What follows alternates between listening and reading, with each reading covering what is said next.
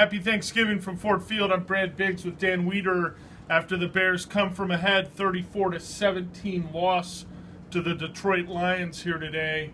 Bad loss for them. They finally got going offensively in the first quarter, jumped out to a 14-3 lead, had one solid drive led by Jay Cutler, a takeaway on a strip sack by Jared Allen at the 5-yard line, capitalized again, and then the whole thing fell apart. Well, big picture, a lot of this was predictable. We knew the Bears were going to have difficulty sustaining long drives against a very aggressive and tenacious Lions defense, and that was just the case here. Obviously, they get the one scoring drive on a very, very short field, and other than that, there weren't a lot of offensive fireworks to speak of.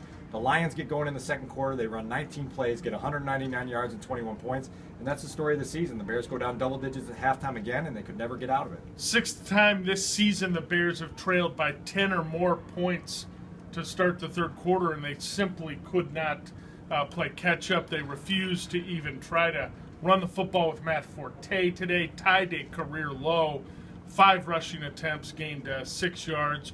I think Mark Trestman has questions to answer when Kadeem Carey gains more yards than Matt Forte. I understand the Lions are number one against the run, but you've got to make a little bit more of an effort, in my opinion. Well, and on the other side of the ball, your pass defense has to do something. And Matthew Stafford throws for a season-best 390 yards, comes into the day as a 58.8% passer, and he completes 34 of 45 today. Obviously, locked in rhythm the whole day. Goes to Calvin Johnson 11 times for 146 and 2, and the Bears had no answers. Yeah, and what was interesting there is the Bears got a really nice pass rush early in the game.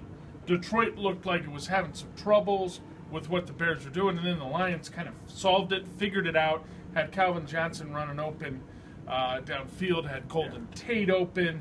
It was really too much for their defense, but the offense couldn't even make this a shootout for them. Yeah, and the whole team is just disjointed, and it's been this way for 2 months now, and I think any sort of hollow optimism that came together after those wins over the Vikings or Bucks was shot down today. The Bears understand they're not headed anywhere this season, and now it becomes a December death margin and sort of a test of which guys are going to get up and be professionals and play this thing out to the end. Well, the Bears are going to have a different work week this week. They've got 7 days between games, but they play again Thursday against the Dallas Cowboys at Soldier Field. So, we'll see what they can put together against the Cowboys, who are kind of scuffling themselves right now. But if the Bears aren't playing a last-place team, I'm not sure what they're going to do. Yeah, no question. I know what we're going to do. We're going to go get some Thanksgiving dinner.